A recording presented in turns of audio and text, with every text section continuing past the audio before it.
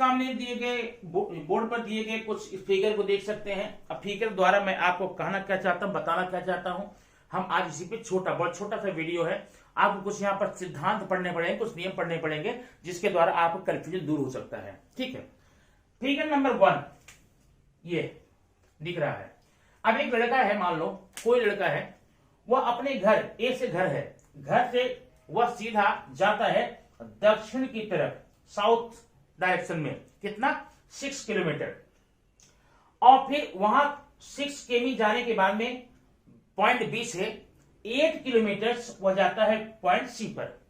अब आपको यह पता करना है उस लड़के द्वारा चली गई दूरी कितनी है, लड़के द्वारा चली गई दूरी कितनी है। तो आप सीधा बोलेंगे ये 6 है, ये 8 है, मतलब 14 किलोमीटर वो चला है। अब अगर मैं ये बताऊं लड़के के घर से उस पहुंचे गए गंतव्य स्थान की दूरी कितनी है, तब आप कितना बताएंगे? क्या तब भी आप 6 और 14 बताएंगे? कौन दूरी बताएंगे? ये दूरी, सीधी शॉर्टकट दूरी बताएंगे। अब ये कितना आएगा? आप एक पाइथागोरस का नियम आप जानते हैं, मैं डिस्कस नहीं करूंगा उस पर। पाइथागोरस नियम निकालेंगे, ये आ जाएगा 10 किलोमीटर। तो ये जो 10 किलोमीटर है वह लड़के के घर से गंतव्य स्थान के बीच की दूरी है, और जो ये दूरी आपने देखा उसके द्वारा चली गई दूरी है। तो ये दूरी जो लड़के के घर से गंतव्य स्थान दूरी है, गंतव्य मतलब स्कूल हो सकता है, विद्यालय हो सकता है, ऑफिस हो सकता है, ये दूरी 10 क्यों और ये दूरी 14 क्यों? अगर ये दोनों अलग अलग है तो क्यों ये अलग है, क्या रीजन है, हम कैसे निकालें? तीसरा एग्जांपल, दूसरा देखिए, सिंपल सा है।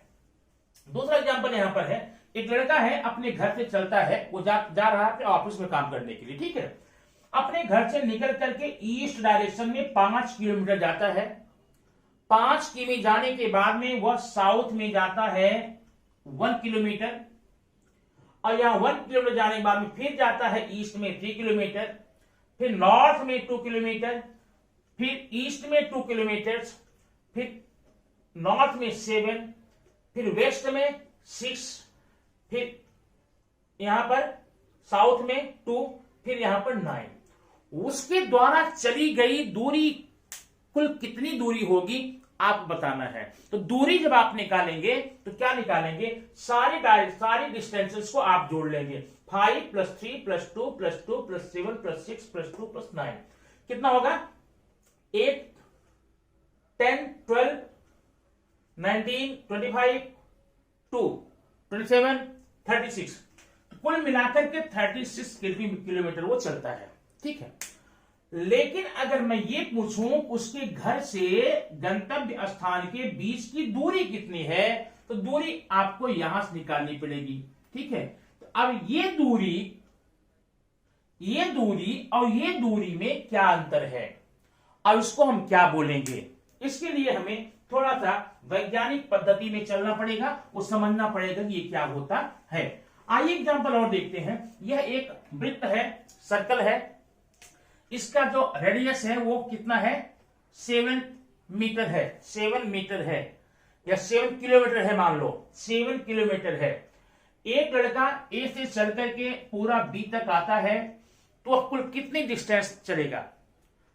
ठीक है, या अपने निकले हुए स्थान से पहुंचे हुए स्थान के बीच की दूरी क्या है? तो जब वो उसके इस स्थान से इस स्थान दूरी निकालेंगे तो ये दूरी आएगी।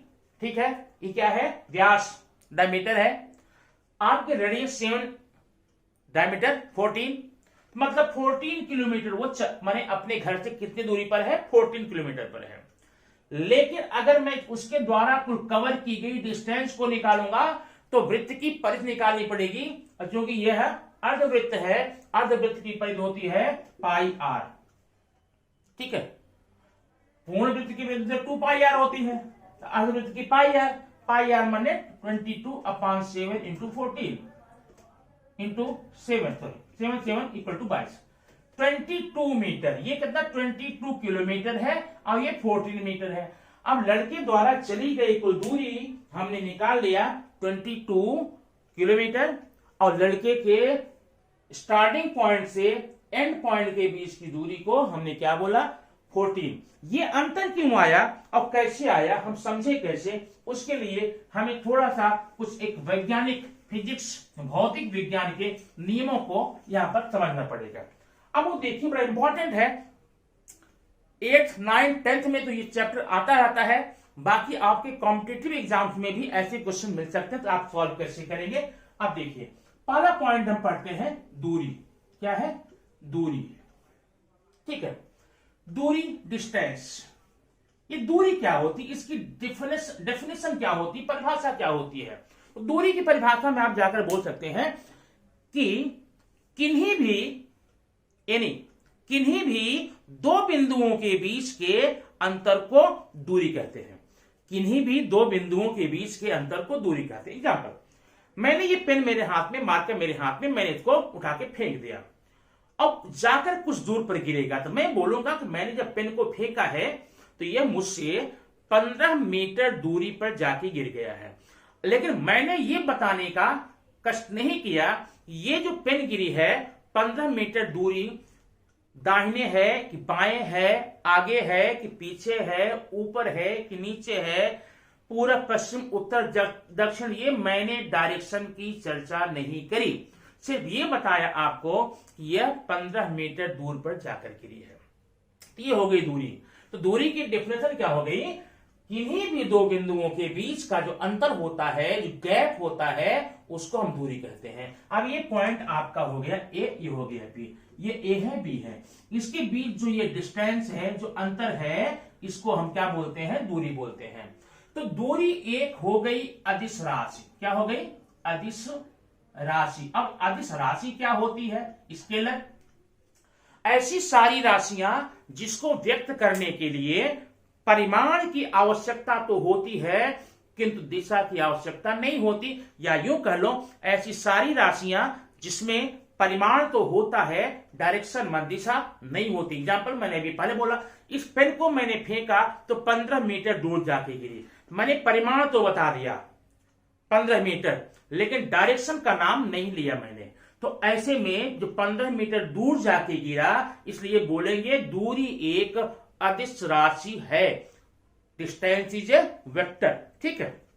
और दूसरी बात, इसकी जो इकाई होती है वो होती है मीटर, जिसमें इसको मेजर करते हैं, जिसमें नापते हैं इसको, उसको हम क्या बोलते हैं, मीटर बोलते हैं। अच्छा, अब एक पॉइंट और हम आपको बताएंगे यहां पर, दूसरा है, इसको बोलते हैं विस्थापन। क्या बोलते हैं? विस्थापन। डिस्प्लेसमेंट। अब ये क्या होता है, इसकी अगर डिफाइन इसको करना चाहे आप तो बोल सकते हैं प्रारंभिक और अंतिम बिंदु के बीच के अंतर को हम विस्थापन कहते हैं। अब यहां पर दो बिंदु आ गए। पहले दूरी में क्या था, कोई भी दो बिंदु, कहीं से दो बिंदु ले लिया, लेकिन विस्थापन में क्या बताया, प्रारंभिक और अंतिम। अगर प्रारंभिक यहां है, अंतिम कहां है, वहां पर एक डायरेक्शन हमको मिलता है, एक डायरेक्शन का बोध होता है, दिशा का ज्ञान आता है, मतलब विस्थापन में दिशा होती है, विस्थापन में दिशा होती है। आप बोल दे कि विस्थापन एक सदिश राशि है, सदिश राशि। और इसकी इकाई क्या होती है, इसकी भी इकाई मीटर होती है। अब यहां पर ध्यान देना है आपको, दूरी और विस्थापन में क्या अंतर है, सिर्फ मुख्यतः एक अंतर है, दूरी में दिशा का ज्ञान नहीं होता, दूरी में दिशा व्यक्त नहीं की जाती, जबकि विस्थापन में दिशा व्यक्त की जाती है। अब दिशा व्यक्त की जाती है, इसके लिए क्या कहते हैं कि माने, अब इसमें और क्या अंतर है, दूरी टोटल डिस्टेंस होती है, विस्थापन जो होता है यह एग्जैक्ट दो बिंदुओं के बीच का अंतर। दो बिंदु, कौन से बिंदु, प्रारंभिक और अंतिम, बीच में जितने भी बिंदु आएंगे उससे हमारा लेना देना नहीं है। ठीक है। अब जैसे एक काम बताओ, ये बिंदु ए है, ये बी है, ये सी है, ये डी है। ठीक है। अब यहां ए बी सी डी, ये है 5, ये है 4, ये है 3, तो कुल दूरी कितनी आएगी, तो हम उसमें नाम लेंगे distance A B, distance B C, distance A D, ये दूरी होगी। लेकिन जब आप विस्थापन का नाम लेंगे, हमें बी और सी से कोई लेना देना नहीं है, direct initial point and last point, प्रारंभिक बिंदु, अंतिम बिंदु, प्रारंभिक बिंदु और अंतिम बिंदु के बीच का जो अंतर होगा उसे हम बोलेंगे विस्थापन।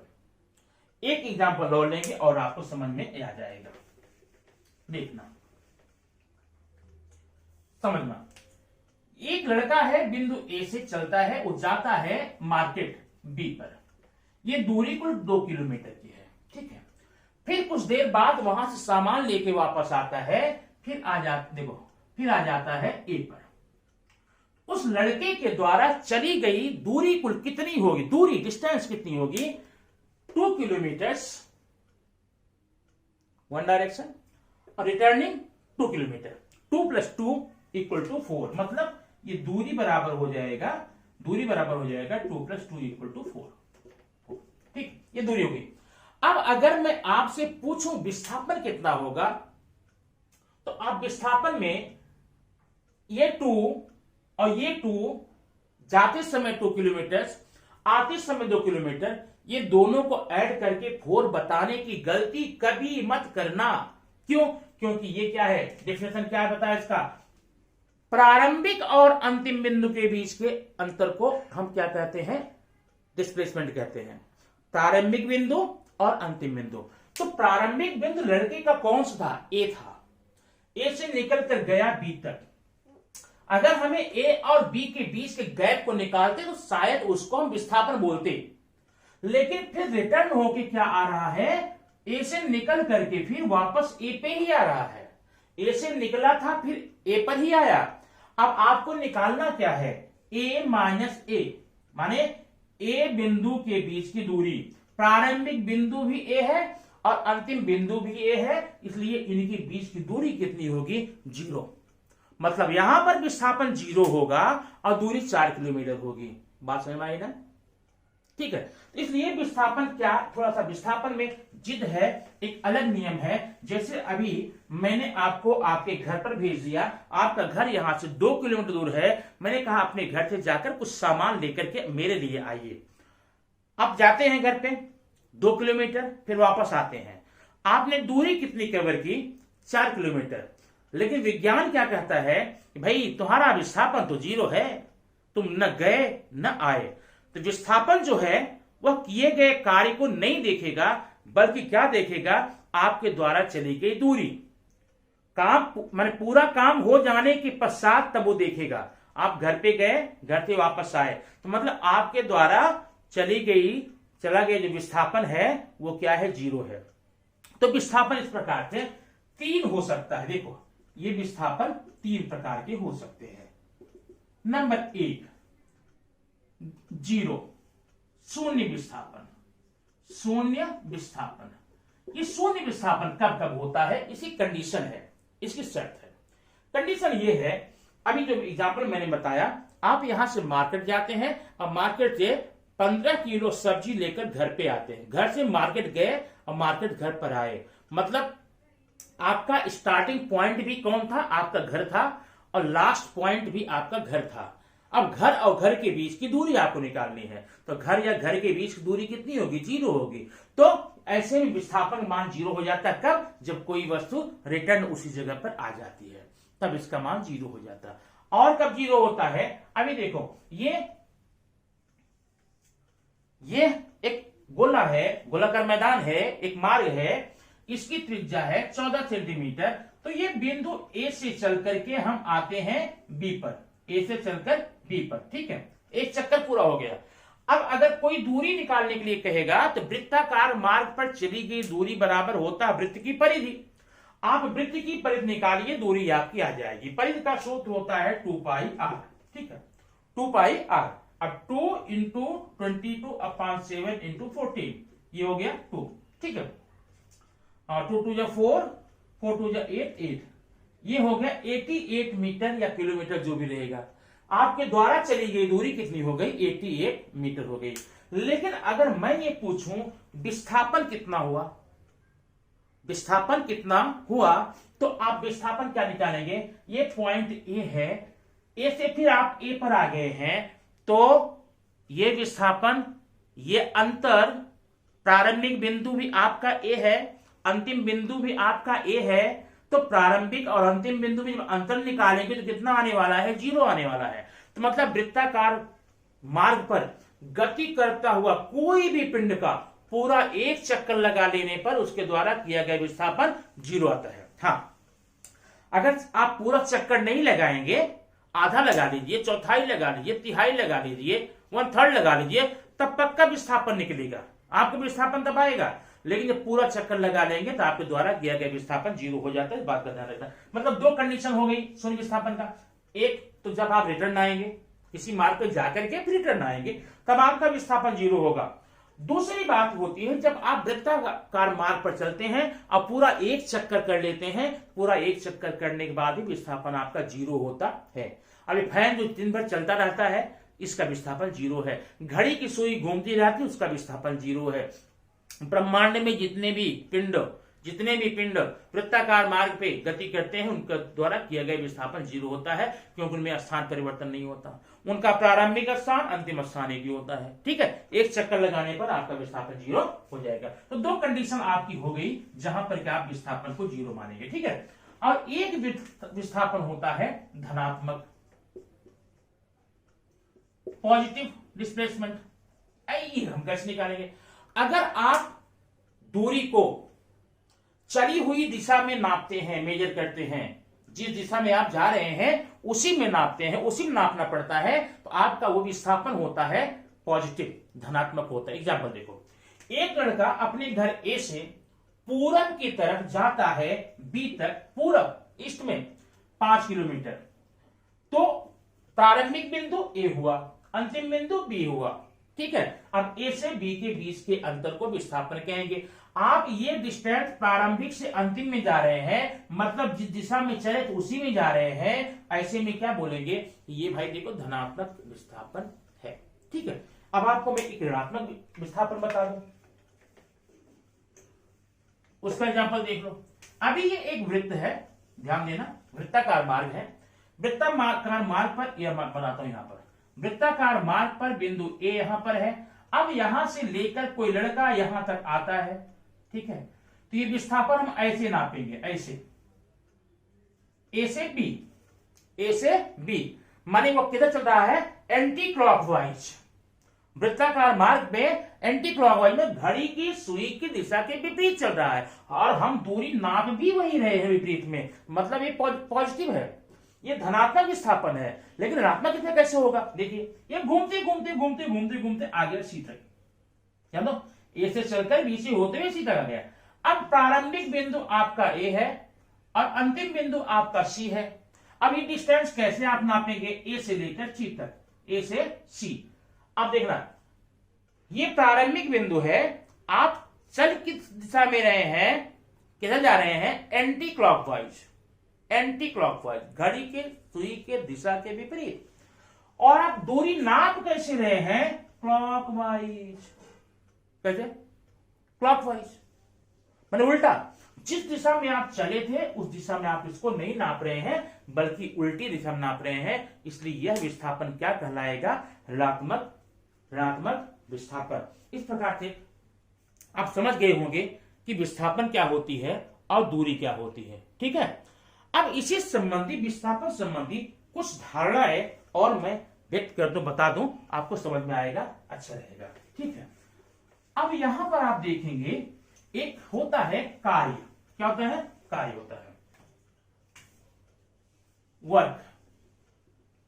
कार्य क्या होता है? इसकी परिभाषा है बल और विस्थापन के गुणनफल को कार्य कहते हैं। माने बल और विस्थापन, बल में विस्थापन का गुणा कर देंगे तो हो जाएगा कार्य। एग्जाम्पल, कार्य बराबर होता है बल गुणे विस्थापन। अब ध्यान देना, यहां पर ध्यान देना। मान लो एक लड़का है, ये आप ही हो सकते हैं, ये मैं ही हो सकता हूं, वह अपने घर से निकल करके मार्केट जाता है और मार्केट से ढेर सारा सामान लेके घर पे आता है, तो आप क्या बोलेंगे? उसने कार्य किया कि नहीं किया? क्या किया? किया ना? कमेंट कर बताइए, कमेंट भेजिए। एक लड़का मार्केट गया, वहां से 15 किलो सब्जियां लेकर घर पे आ गया, घर से गया मार्केट, मार्केट घर पर आया, तो उसने कार्य किया कि नहीं किया? क्या बोलेंगे? नहीं किया। अरे वो घर से निकला सब्जी लेने के लिए, सब्जी लेकर घर पे आया, तो उसने कार्य किया ना। कार्य हुआ उसके द्वारा? हाँ हुआ। आप भी बोले, पूरी दुनिया बोली भाई। आप कहीं पर घर से निकल कहीं जाते हैं, काम करके वापस आते हैं, तो कोई घर वाले आते बोले, ए तूने कुछ कार्य आपने आज तुमने किया है। आप पप्पा निकल कर गए घर, सुबह ऑफिस गए, ऑफिस से शाम को आए और शाम को आते ही भड़क गए, पापा आप कुछ काम नहीं करते। अरे क्या बोल रहे हो, मैं कुछ काम नहीं, सुबह निकला था और शाम को आता हूं घर पे, कुछ काम नहीं किया। कहा नहीं चलेगा, नहीं चलेगा, और ऐसा कोई कहेगा भी नहीं। लेकिन हमारे जो विज्ञान चाचा हैं, फिजिक्स दादा हैं, इनका कुछ अलग फंडा है, इनका अलग फंडा है। जो लड़का घर से निकल करके मार्केट गया, मार्केट से 15 किलो की सब्जियां लाया, कुछ बल लगाया होगा, विज्ञान बोलता है कि भाई इसने तो कार्य किया ही नहीं, मतलब इसने जीरो काम किया। ऐसा क्यों हो रहा है? देखो सूत्र क्या बोल रहा है, बल गुणे विस्थापन, बल गुणे विस्थापन। अब आपने विस्थापन निकाला, उसका प्रारंभिक बिंदु इनिशियल पॉइंट कौन था? घर। मार्केट जाकर फिर घर पे आ जाता है, अब उसका अंतिम बिंदु कौन है? घर। अब घर और घर के बीच दूरी कितनी हुई? जीरो। अब बल मान लो कोई भी बल हो, 100 न्यूटन हो जाए, 50 न्यूटन हो जाए, मैं 50 करता हूं, बराबर कितना आया? जीरो। विज्ञान बोलता मैं नहीं। और आप भी ऐसा किसी कारण होना मत घर पे, कोई घर के बाहर जाए और काम करके परिश्रम करके आए, थका हारा आए, और आप बोले आपने कुछ काम ही नहीं किया, आपने जीरो काम किया, बर्दाश्त नहीं करेगा आपको वो, ठीक है? तो ये हो गया विस्थापन। अब यह ध्यान देना, यह है वृत्ताकार मार्ग, वृत्ताकार मार्ग। बिंदु ए से कोई आदमी चल करके दौड़ते दौड़ते दौड़ते फिर बी तक आता है। हम तो बोलेंगे कार्य किया उसने। क्यों कार्य किया? क्योंकि उसने एक राउंड लगा दिया। लेकिन विज्ञान भैया हमारे ये बोलते हैं कि उसने कार्य किया ही नहीं। कार्य क्यों नहीं किया? एक चक्कर लगाने के बाद में इसके द्वारा तय किया गया जो विस्थापन है, प्रारंभिक बिंदु मात्र अंतिम बिंदु का, वो जीरो आया। जब जीरो आया तो हम क्या बोलेंगे? हम बोलेंगे उसने कार्य किया नहीं, उसके द्वारा किया गया कार्य जीरो। ठीक है, विज्ञान के ये फंडा है। लेकिन रियल लाइफ में ऐसा प्लीज किसी को कहना होना मत घर में। नहीं, जो काम करके थका हारा आया होगा ना, जैसे बोलेगा आपने कोई कार्य नहीं किया ना, तो अगर वो बड़ा होगा आपको तो क्या होने वाला है आप कल्पना कर सकते हैं। क्या होगा बताइए? आपके पापा सुबह जाते हैं, हार्डवर्क बहुत हार्डवर्क करते हैं, और शाम को घर पे आते हैं, आप बोले पापा आपने कोई काम ही नहीं किया। आपकी मम्मी खड़ी होगी, आपने कोई काम ही नहीं किया। क्यों? हमें विज्ञान ने बताया।